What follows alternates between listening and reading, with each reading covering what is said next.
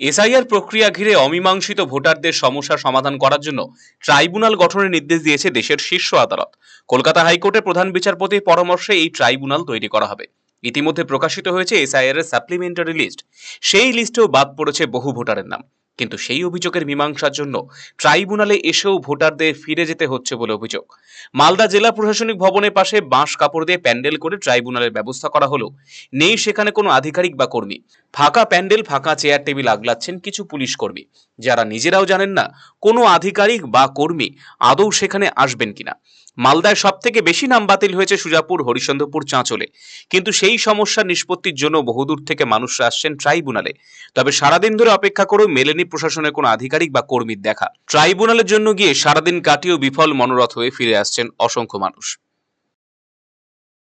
Voter আধার, pan, even আমার passport ডকুমেন্টসও আমি xerox copy দিয়েছিলাম, তো সেভাবে হিয়ারিং করি। কিন্তু গতকাল সাপ্লিমেন্টারি বেরোনোর পরে দেখা যাচ্ছে যে আমার নামটা ওখান থেকে বাতিল হয়ে গেছে। আমার ভাই বোন আরও যারা ডকুমেন্টস সাবমিট করেছিল তাদের নামটা যথেষ্ট তাদের নামটা অ্যাড হয়েছে, কিন্তু আমার নামটা বাতিল হয়ে গেছে। বাবার নাম রয়েছে 2000। আমরা কত পুরুষ ধরে রয়েছি এখানে, আমি, আমার বাবা, আমরা নিজেরাও জানি না। এই নাম বাতিল হয়ে যাওয়ার পরে সত্যি একটা আতঙ্ক। অলমোস্ট এখানকার যে আমি নাগরিক নই সেটা অলমোস্ট প্রুভ হয়ে যাওয়ার মতোই অবস্থা। আজ এখানে আমি ট্রাইব্যুনালের এখানে যে এসে দেখছি এখানে পুরোপুরি ফাঁকা, কোনো স্টাফ বা কেউ নেই। এখন আতঙ্কে রয়েছি, জানি না কি হবে। বাকি ডকুমেন্টসগুলো অ্যাপ্লাই করতে পারেন না, এখনো কোনো অ্যাপ্লিকেশন কেউ নেই, তো কিছুই তো জানি না কোথায় কি অ্যাপ্লিকেশন দিতে হবে। অন্যদিকে ট্রাইব্যুনালের জন্য যাবতীয় পরিকাঠামো করা হলো, আধিকারিকদের দেখা নেই। কবে থেকে শুরু হবে কাজ তার কোনো সদুত্তর নেই নির্বাচন দপ্তরের কাছে। ফলে ফিরে যেতে হচ্ছে ডিলিটেড ভোটারদের জন্য আসা আইনজীবীদেরকেও। কিভাবে ট্রাইব্যুনালে আবেদন করা হবে তাও স্পষ্ট করা হচ্ছে না। আমার নাম বিচারাধীনে ছিল, সেখান থেকে এখন মুছে ফেলা হয়েছে নামটা। তারপরে এখন এই ট্রাইব্যুনালে কি দেখলেন? সে তো এখানে দাঁড়িয়ে আছি, কিছু দেখতে পাচ্ছি না। কাজ হলো না, কিছুই নাই। কাজ হলো না, কেউ নাই তো এখানে। কার সঙ্গে কথা বলবো? কাউন্টার তো আছে, কাউন্টার কইলো দেখেন তো। এখানে কি দেখছেন? এখানে আগে বাস গাড়া আছে, প্যান্ডেল হয়ে গেছে। আর লোকজন তো কাউকে দেখতে পাচ্ছি না। কি করবে না, কি করবে? এখন সরকারি নির্দেশ অনুসারে কোথায় যাবো বলেন? আতঙ্কে তো আছি আমরা, ভয়। এদিকে সাপ্লিমেন্টারি তালিকা প্রকাশের 15 দিনের মধ্যে আবেদন করার নির্দেশ রয়েছে। ইতিমধ্যে দুদিন পেরিয়ে গেলেও শেষ পর্যন্ত কি হবে সেই ভাবনায় দিশেহারা হয়েছেন সাধারণ মানুষ। আমাদের কাছে থাউজেন্ডস অফ কলস আসে বা মেসেজ আসে, আমরা ফোন রিসিভ করে রেকর্ড আমার কাছে আছে। এবার আমরা যখন এখানে আসি যে ডকুমেন্টসগুলো জমা করবো ট্রাইব্যুনালে, আমার কাছে 500 অ্যাপ্লিকেশন নিয়ে এসেছি আমি। তো জমা করতে গেলে আমরা যখন ইলেকশন সেলে যাই, জিজ্ঞেস করি যে কোথায়, কীভাবে, কেমনভাবে করবো, ওনারা কোনো রকম কোনো তথ্য দিচ্ছে না। একের পর অফিসের পর অফিস আমাদের ঘোরানো হচ্ছে, অফিসের পর অফিস। আমরা ঘুরে যখন আসি, লাস্টে দেখতে পেলাম যে না, জায়গা তো করা হয়েছে ট্রাইব্যুনালের, কিন্তু এখানে কোনো লোক নেই।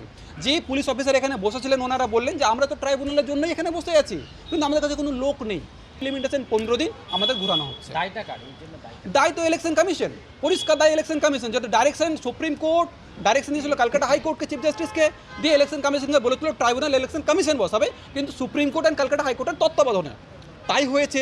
জাজ অ্যাপয়েন্ট হয়ে গেছে এখানে, তার সত্ত্বেও কিন্তু কোনো রকমের এখানে পদক্ষেপ নেওয়া হয়নি।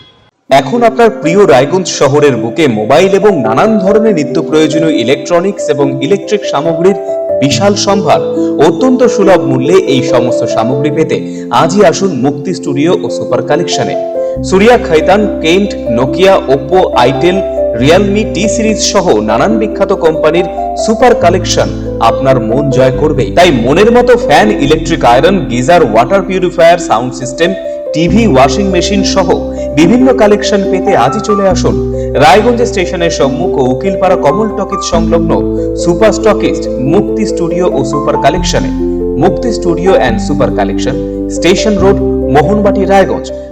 কলকাতার R G M ayurvedic medical college and হাসপাতালের medical officer doctor Somnath Dutta এখন নিয়মিত রোগী দেখছেন রবিবার, সোমবার এবং মঙ্গলবার।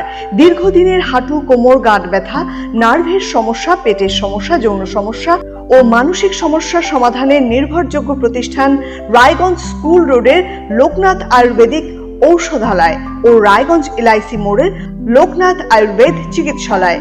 এখানে স্বর্ণপ্রাশন, কাপিং থেরাপি, লিচ থেরাপি ও পঞ্চকর্মার মাধ্যমে চিকিৎসা করা হয়। তাই নাম লেখাতে আজই যোগাযোগ করুন 9434966017 এবং 9153958198।